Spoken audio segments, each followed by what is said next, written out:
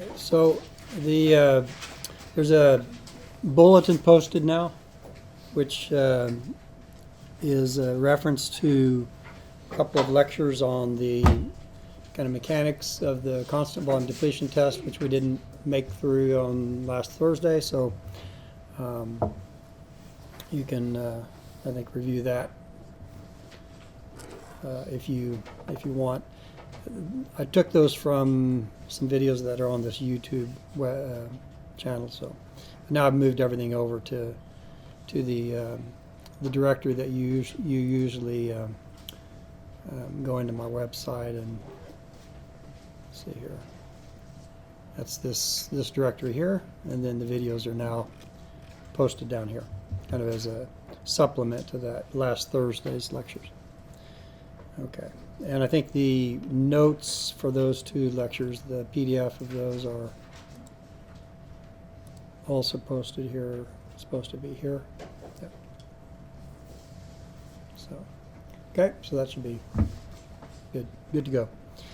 All right, so then we're ready to talk this week about the last topic, which in the PVT section of the course, which is black oil.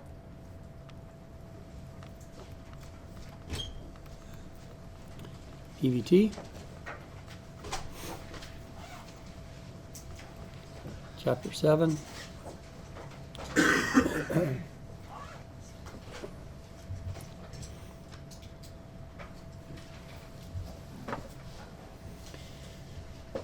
think Chapter 7 title is actually Modified Black Oil PVT. I'm pretty sure.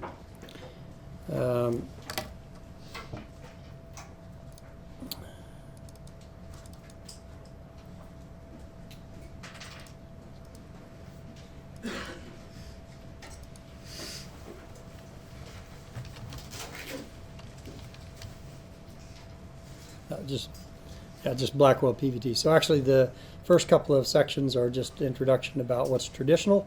Traditional black oil PVT is kind of what we talked about last Thursday, where you take the differential liberation test data together with the multi-stage separator test data. You could also include the constant composition expansion data above the bubble point to kind of get a set of black oil PVT properties for the oil phase. And then the gas phase is treated in a very simple way.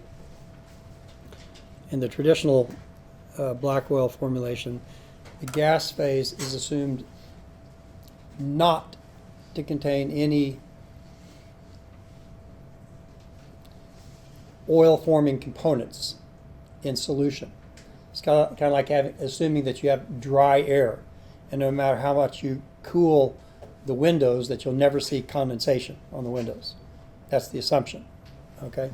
So that is not really almost ever the case, but sometimes it's a reasonable assumption that the amount of condensate or surface oil that is dissolved in the reservoir gas can be neglected, okay?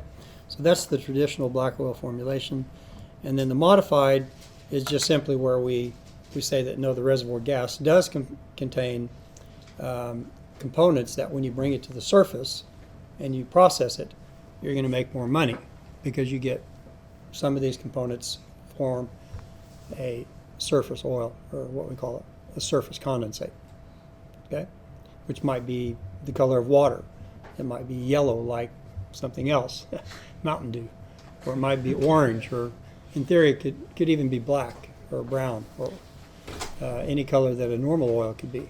But typically it's a lighter color than oil, surface oil from reservoir oils, traditionally black, dark green, brownish. Okay. So this is kind of the chapter. Now, sections 7.4, 7.5, and 7.6, you don't need to read them. Okay? Well, you can read them, but you don't need to. I won't be covering. So, what we call a mandatory reading would be 7.1 to 7.3. Yeah. And of course 7.4, which is applications of the black oil, that's kind of nice for those of you who are Norwegian students who don't really know too much about petroleum engineering applications. So you can read about two important applications. The one is to calculate rates, which is creating revenue, salary, and so forth.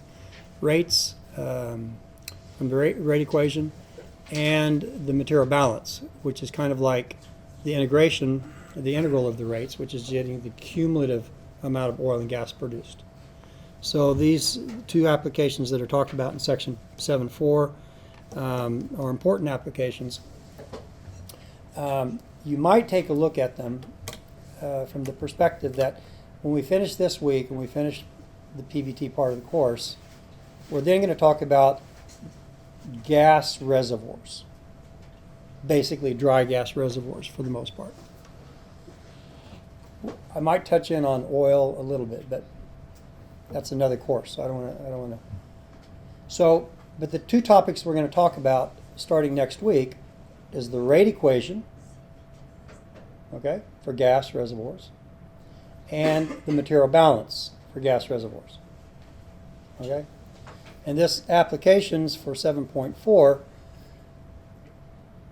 same thing, rate equation and material balance. But it's for something more complicated than a gas reservoir, okay? It's for an oil reservoir or gas condensate reservoir, so it's a little bit more little more complicated than dry gas, which is what we'll talk about most of the rest of the course. And it's because the PVT of oil reservoirs and gas condensate reservoirs is more complicated and requires more special treatment than does gas. But the purpose of talking about gas rate equation, gas material balance in this course is to give you actually something to hold on to that, oh, actually PVT is actually used for something useful, okay? It's actually doing something for us. And the rate equation and the material balance equation, and if you combine those two, then you can actually create an equation that forecasts rate versus time. And rate versus time is what you guys are here for. That's petroleum engineering, kind of in a nutshell, is to create accurate, reliable rate time forecasts. Okay. So I'll just put 7.4 here in parentheses. Might be worth looking at. Okay, so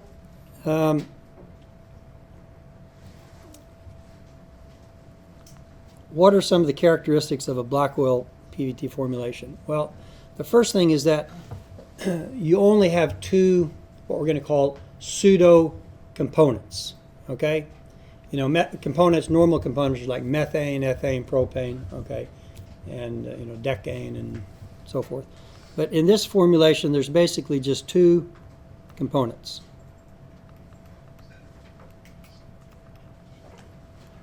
Okay? And these are what we've been calling surface gas and surface oil. Surface gas and surface oil. Okay? Stock tank oil, sometimes you'll refer to it as that, but it might be a stock tank. Condensate is just a surface oil. And then this stock tank surface gas, we don't really have another term for that.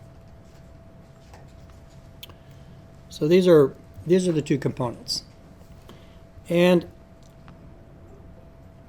instead of using moles of the components, keeping track of the moles of the components, or even the mass of the components, we keep track of volumes, which is different.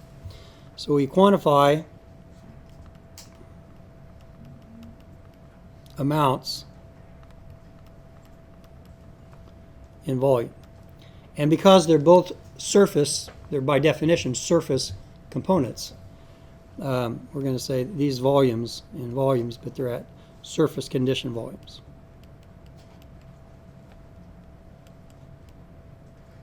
So that's 1 atmosphere and 60 degrees Fahrenheit.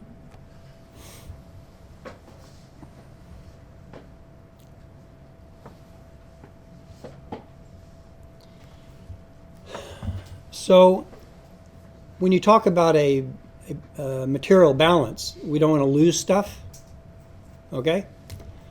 We know we can't lose mass, okay? That's not supposed to happen. Maybe Einstein says you can, I don't know. But in normal situations, we don't lose mass, okay?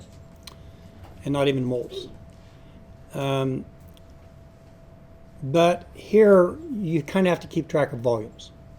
There's a volume material balance, which is a little bit strange, but that's the way that works. Okay.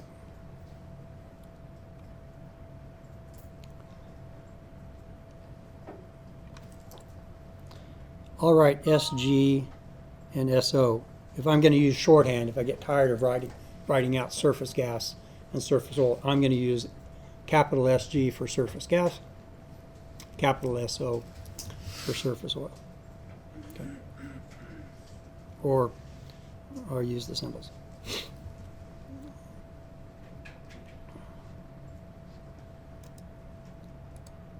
Okay. So Basam's chasing me. So, okay. So,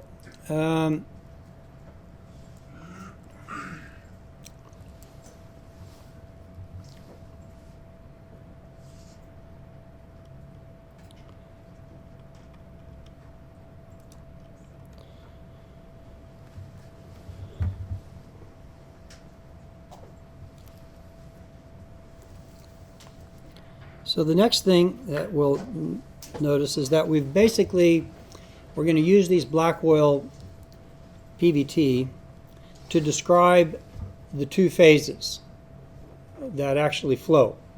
Okay, because we're concerned about flow basically, and volumetric calculations. You know, what's in the reservoir. Maybe it hadn't started flowing yet, but you want to convert the geological volumes to sellable volumes. Okay, so the conversion of volumes in the reservoir at pressure and temperature to these sellable surface gas and surface oil.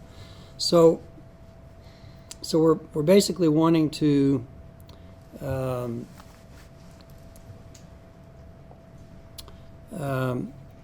describe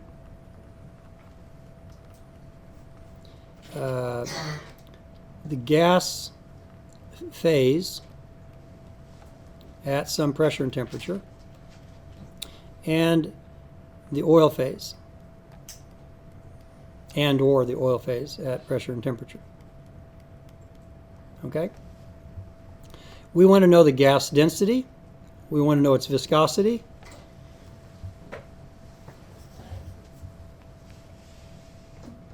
And likewise for the oil. These are obvious things you need for calculations. And then we need the composition of the gas. Okay? Like we've talked about before, you need the composition of the gas. But this is mole fraction. Okay? And we don't really use mole fractions. Okay? But we need to know the amount of some form of surface gas and surface oil. Okay? So instead of using mole fractions or mass fractions, we're going to use volume, and unfortunately not volume fractions. We're going to use what's called volume ratios. Okay? So the amount of the surface oil divided by the amount of surface gas. Okay? If you take that reservoir gas phase to the surface, then you'll get so much surface oil and surface gas. Okay, you'll get that ratio.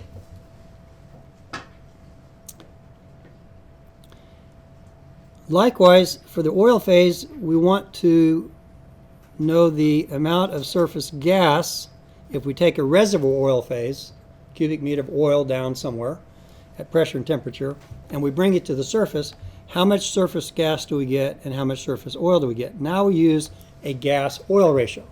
This is an oil-gas ratio, and this is a gas-oil ratio. Now why we do it that way, don't worry about it. Just some guy from Texas decided that's the way we're going to do it. Okay? So, but now you start seeing this is getting confusing. Because what I'm saying is that we've got this, let's just make ourselves a picture here. Well, I'm going to make it a picture. We've got some reservoir gas and reservoir oil. I'm going to make it like a box, but you know, this could be representing something like this. It's a real reservoir.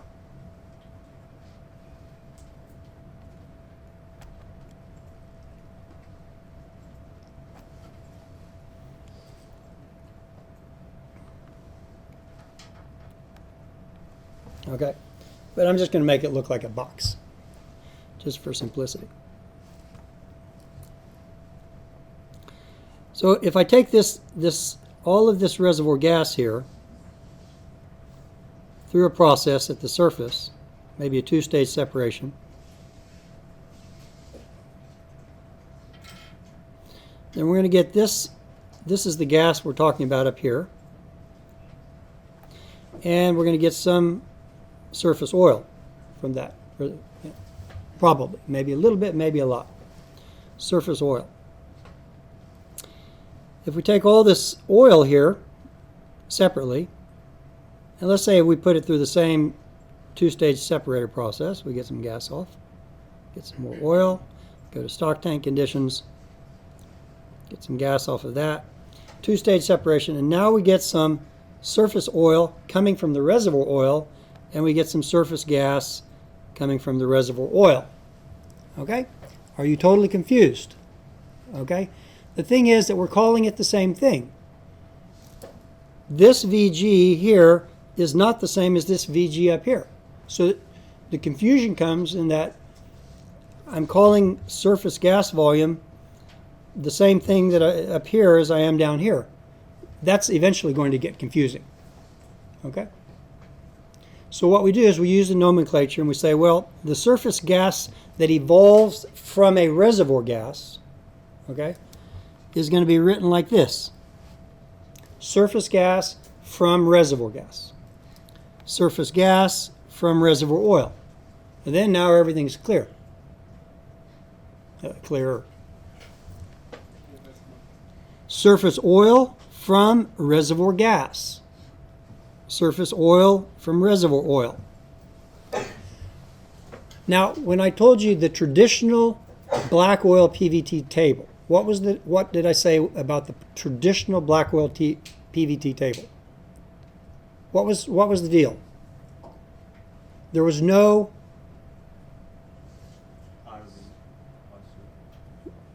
what? No. Yeah, there's no surface oil, there's no liquid on the window, there's no condensation on the window. We're saying that the air is dry. There is no water molecules in the air. Okay? That's what we're saying.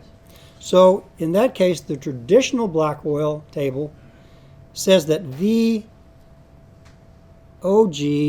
is 0 for the so-called traditional black oil.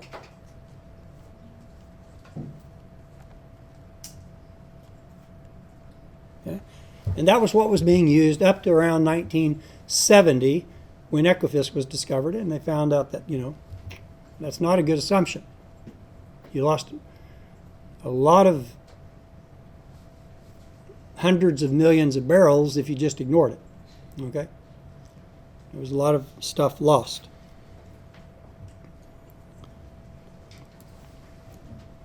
So up here in the definition of the composition, we're going to say the volume of surface oil from gas, there's a volume of surface gas from gas. We just basically fill out the nomenclature. Because this is coming from an oil phase, and this is coming from a gas phase.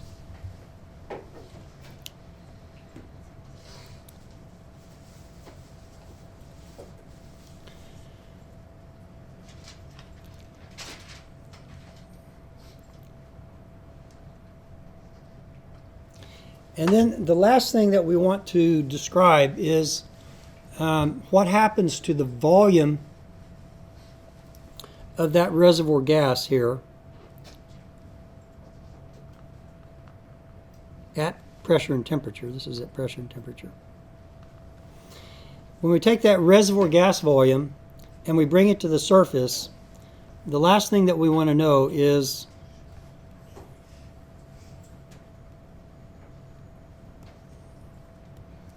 what's the volume if we start with that gas volume at pressure and temperature. How much surface gas do we end up with? Okay. That's another volume ratio that we want to keep track of.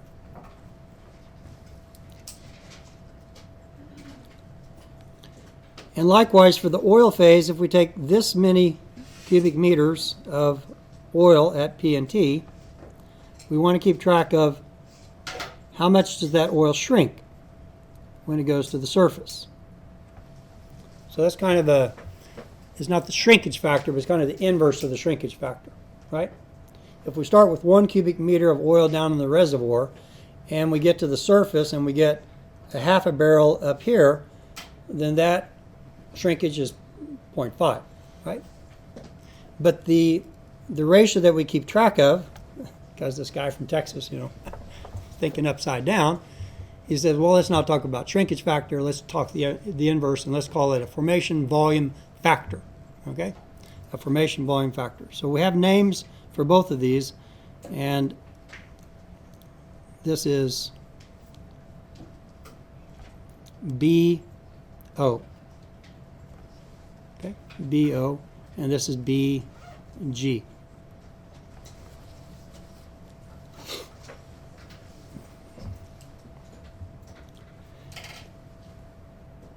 And they also give a name for this oil-gas ratio here, which is little rs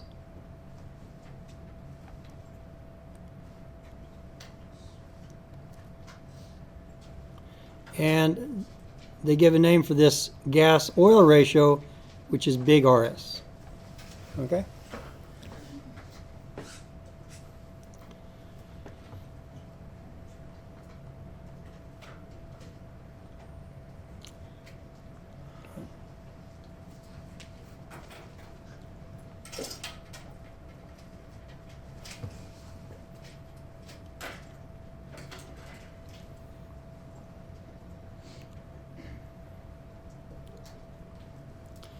All right. So just in summary, because here's what we were talking about, we're trying to describe. What we wanted to know is the density.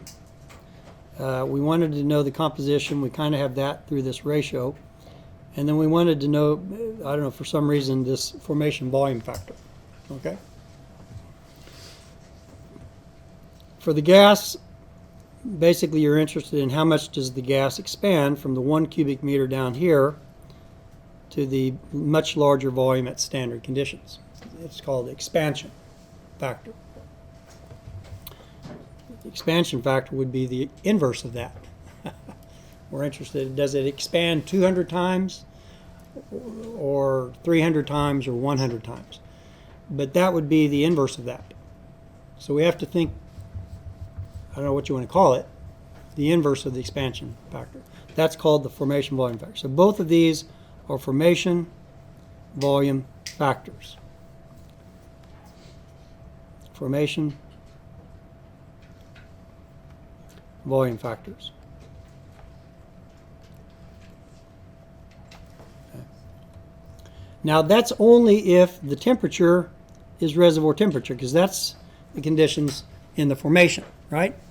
We also use the black oil table in pipe flow, okay, where the temperature is not reservoir temperature. And then it would just be called volume factor, okay? Oil volume factor, gas volume factor.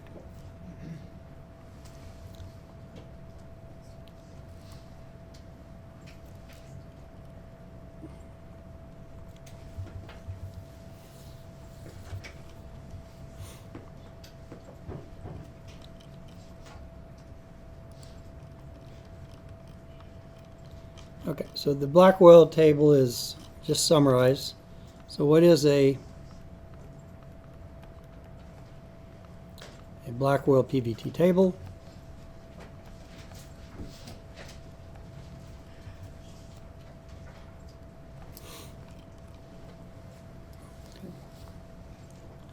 So we're going to have pressure,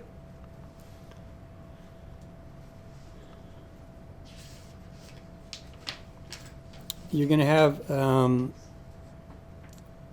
viscosity of oil, you're going to have BO, and you're going to have RS.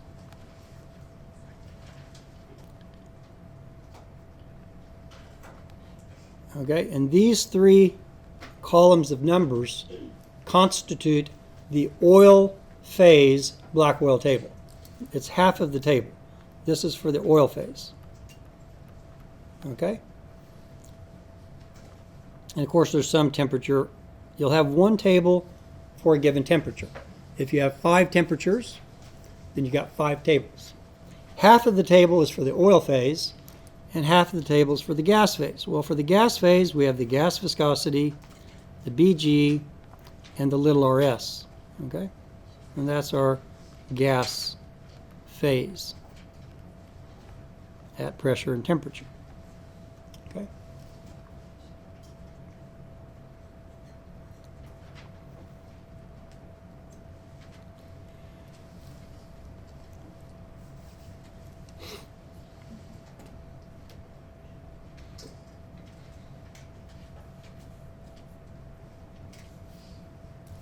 So there's 2 parts here.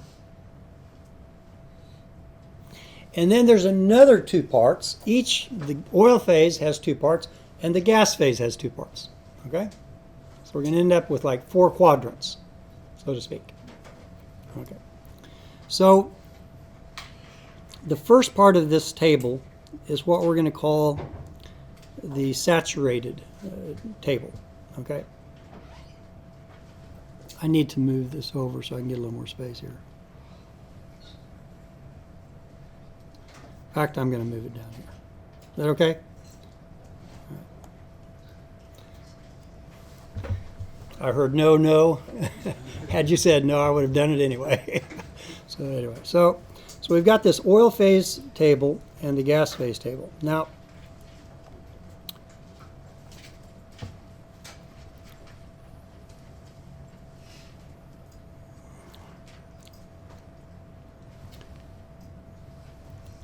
the first part of the table is where the oil phase is saturated. Okay? And on this side, it's where the gas phase is saturated. What do we mean by saturated? Okay? What we mean is that this pressure here, whatever it is, 2,500 psi, okay, that the properties here of viscosity, volume factor, and RS, that pressure there is equal to the bubble point of the oil there. Okay, so this viscosity is the viscosity of an oil that is saturated at 2,500 psi. It means that it's at its bubble point at 2,500 psi. Okay, that means that when we figured out the BO, this pressure was 2,500 pounds. Okay, and if we did it this way, where the oil was in equilibrium with the gas at 2,500 pounds, for example, then the oil is saturated with what? What's the oil saturated with? The gas up above. And the gas is saturated with what? The oil below. Okay? So basically this first part of the table needs to be generated from an oil that is at its bubble point.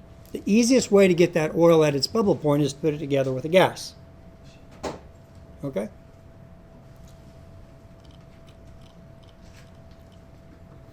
And basically, this is the saturated gas. The assumption is that this gas at 2,500 pounds is in equilibrium with this oil at 2,500 psi. That's the assumption.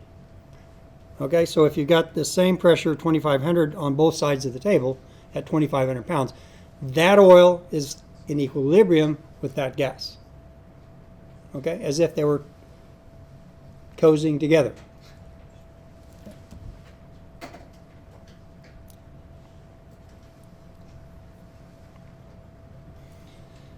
This might be your initial bubble point. For example, let's say that was an oil reservoir. Well, we drew the reservoir up here. If this is our original reservoir, that would kind of be the initial bubble point, right? And that gas there would be at its initial dew point, right? And those two pressures would be equal because they're the pressure at the gas oil contact, right? The gas oil contact, the gas on top of the oil, they're together and they're in equilibrium. I'm not going to say anything about the gas up here, and I'm not going to say anything about the oil down here because that would confuse you. Okay, because they're not saturated, but don't worry about that. At least at the contact, they're saturated because they're together. Gas and oil are together, you can assume they're saturated with each other. So that might be this first here would be, that would be the bubble point. In reality, you could have a different set of pressures here. You probably don't. I'm just going to, oops.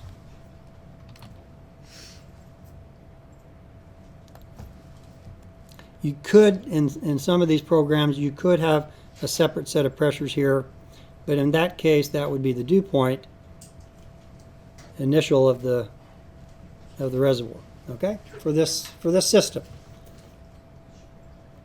we start with this oil at the contact and the gas at the contact, and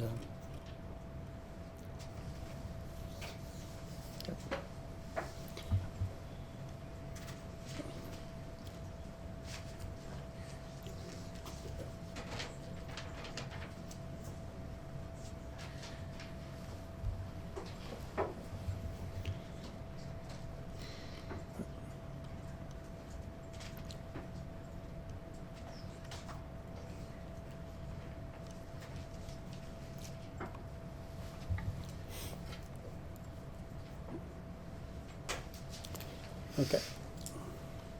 So I'm just going to put some numbers here for the case. I don't know. This is let's say the initial pressure here was 4,000 psi. Okay.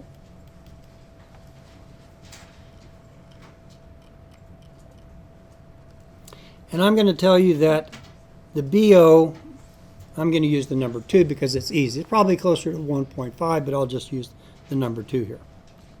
Okay? And the BG is probably around 250, I'm guessing, but I don't know. I'll just say 250. Okay? Viscosity here might be 0.025. Viscosity here might be, for this, it might be 0.25 or 0.2, something like that. It'll be low.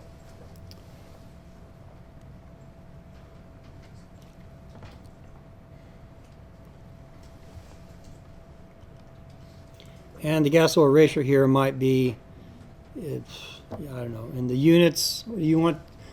Standard cubic feet per barrel? No hands. Standard cubic meters per standard cubic meter? All right, okay, let me get it to you. So I'm going to give you a nice number, 200. Okay.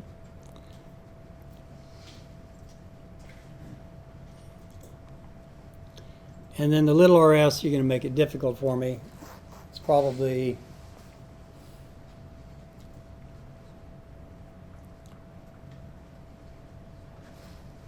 500.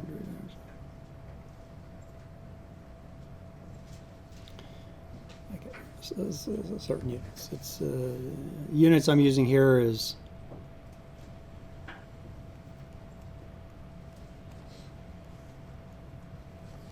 and the units I used here was okay. Or if you wanted to just write it like this, you could do that as well. And then we get rid of that. Okay. To make it look more consistent. Okay? BG, cubic meters per standard cubic meter.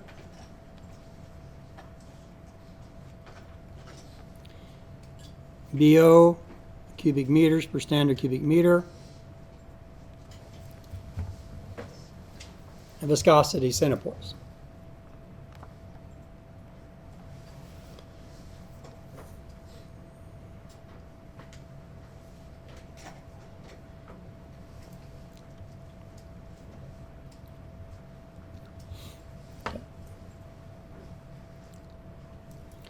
Now, I want to bring this thing down to some low pressure, okay? 100 psi. Of course, this is now, and since everything else is metric, I'm going to convert this to bar. Okay, just bar absolute. So the 2500 would be about 120. 2500 divided by 15. Can somebody help me on that? 2500 divided by 15. 15 maybe? 150 bar? Something like that. Let's go down to 10 bar.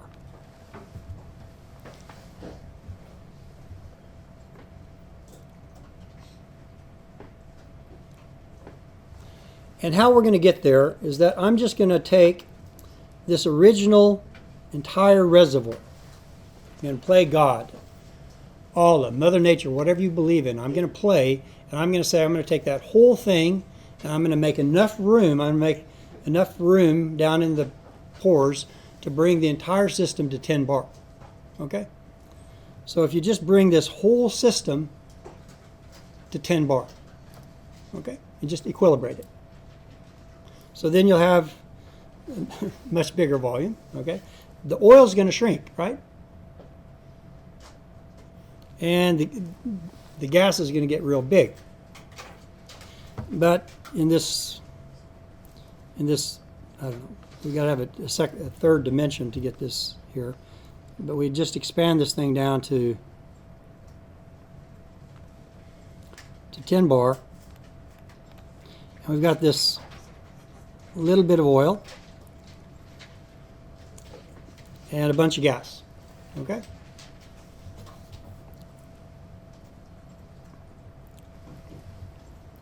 Well, it's not that little. This has got a 3-dimension. We got another dimension here I'm not plotting, okay? But the oil volume is going to get smaller. It's probably going to shrink, yeah, maybe approximately a factor of 2, in fact. But that's neither here. It's going to get smaller. I don't really care what that volume is right now, but what I want you to think about during the break is if I take that oil here, okay? If I take this oil at 10 bar, and I put that through a surface process, okay? Do you think you're going to have more or less gas-oil ratio? Okay? More or less gas-oil ratio. So I want you to kind of estimate what direction this is going. And then on the BG, I want you to try to figure out if we take that gas at 10 bar and process it to 1 bar, okay? This 250 number is not right. That's 1 over BG. So I have to, it's 1 over 250, okay? Which is about 0.04. So how much is that BG going to be? It's basically saying if you take a gas at 10 bar and you bring it to 1 bar, approximately, that's, okay? How much will it expand? Approximately. Factor of 10? Yeah, approximately 10. So this is going to be about 1 over 10.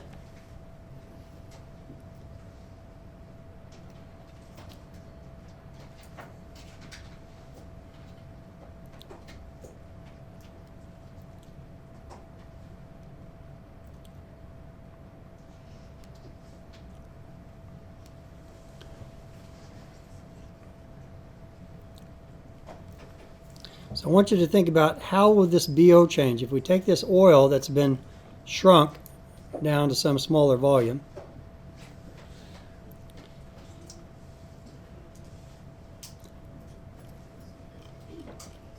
What will happen to the RS and what will happen to the BO? Okay? Basically what I'm...